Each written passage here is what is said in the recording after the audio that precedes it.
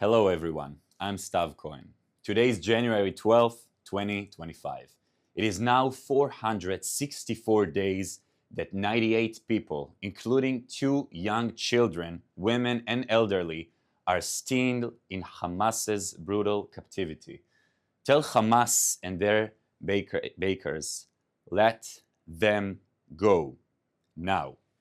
This is the live daily briefing of the Israeli Citizen Spokesperson's office. Start sending your questions in the chat. I'll answer what I can at the end. There is an interesting news from the Palestinian Fatah party. Fatah is blaming Hamas for the suffering of the people of Gaza. The Fatah party runs the Palestinian government. Fatah said that Hamas is an Iranian proxy stealing humanitarian aid, responsible for the destruction in Gaza, hiding behind Gazans, and much, much more. Fatah never condemned October 7th massacre. Some officials in Fatah even praised the October 7th massacre. The Palestinian government in Ramallah, led by Fatah, pays terrorists who murder Israelis. But Gazans and those who living under Fatah Palestinians government in Judea and Samaria, the West Bank, they know that Hamas is the reason they suffer. Hamas is trying to copy the Gazans' disaster to other areas. Israel wants to stop Hamas. The Palestinian government in the West Bank also wants to stop Hamas. Anyone who claims to care about Gazans should stop bashing Israel and instead focusing on Hamas. Hamas is a threat to everyone, Israelis and Palestinians alike. Hamas cannot be Israel's neighbor or Gazan's government. This war will only end after Hamas ends. Lebanon's army isn't stopping Hezbollah. That's why Israel's troops haven't completely left southern Lebanon. Yesterday, Israel struck three Hezbollah terrorists on the Israel-Lebanon border. A few days before, Israel struck weapons being loaded onto a Hezbollah vehicle in southern Lebanon. Israel's troops found a multi-barrel rockets launcher, hundreds of mortar shells, and anti-tank rockets in a southern Lebanon village. This has been ongoing for weeks. Israel troops have left parts of southern Lebanon. Lebanon's army have taken some positions in southern Lebanon. And outgoing US President Biden, Lebanon envoy, is promising Israel will leave by January 27. But Israel said they would leave southern Lebanon only if Lebanon's army stopped Hezbollah from coming back. So far, that hasn't happened. That's why Israel's commanders keep saying they cannot leave Lebanon just yet. As long as Lebanon's army doesn't take Israel's place, Israel will not leave. Israel cannot return to October 8, 2023, when Hezbollah joined Hamas's war. Israel needs peace, not a piece of paper. Hamas claims they don't know where the most hostages in northern Gaza are. Hamas is saying that the hostages are missing. Hamas lost the hostages. Can you believe it? That's what Hamas told their PR at Qatar's Al Jazeera. Hamas also said they wouldn't reveal who was alive up until after Israel's soldier withdraw from Gaza. Hamas also leaked an alleged list of hostages to be freed, right before Israel found the remains of some who were not alive for some time. Meanwhile, Israel sent a high-level delegation to Hamas's base in Qatar to free the hostages. Outgoing and incoming US President Biden and Trump both sent representatives too. But President Biden's White House warned, "We have made some progress, but Hamas continues to create obstacles at the negotiation table."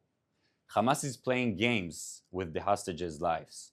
Hamas is torturing the hostages' families. Hamas has rejected every hostage deal.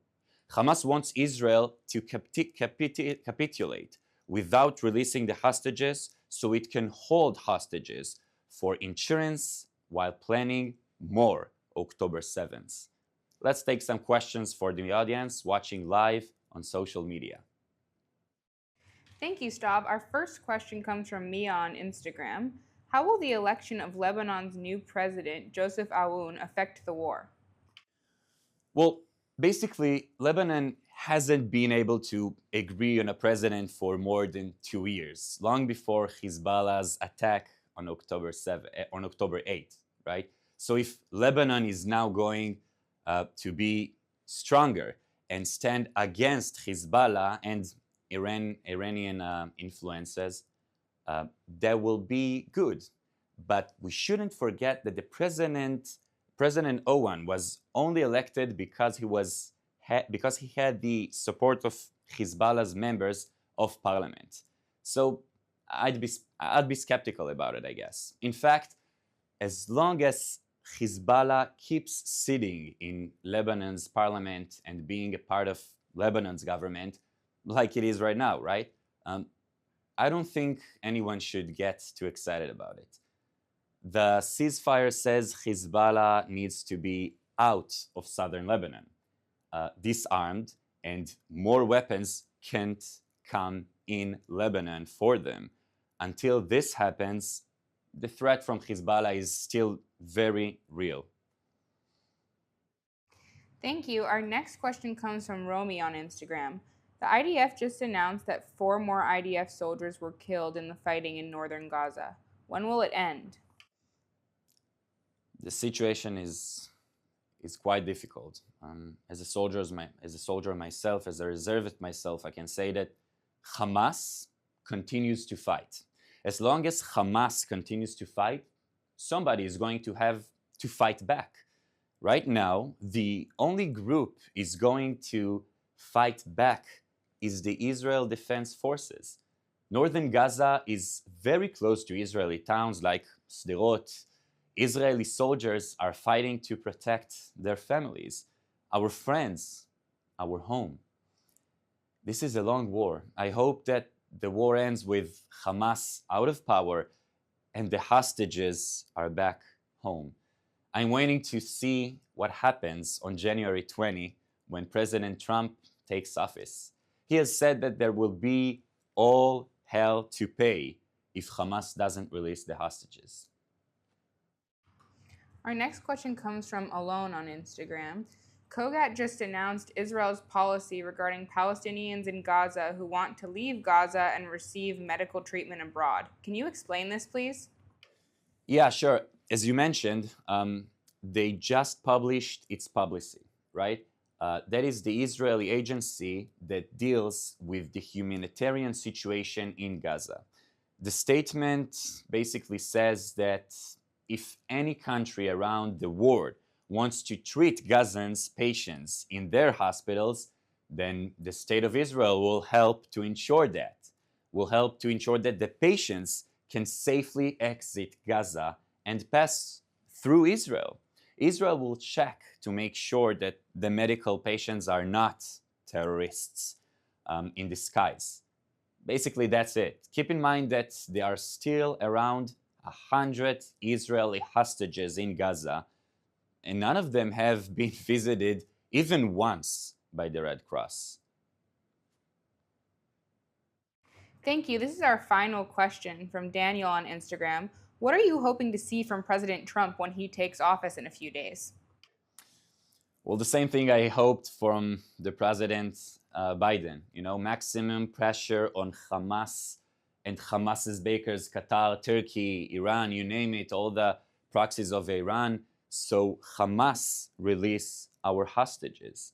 Right now, it seems like Qatar is basically telling Hamas to keep the hostages until Hamas gets a deal that allows Hamas to remain in power in Gaza. That's all we have time for. Thank you for tuning with us. We'll be back on Sunday at 3 p.m. Israel time, 8 a.m. East Coast time. Thank you for watching.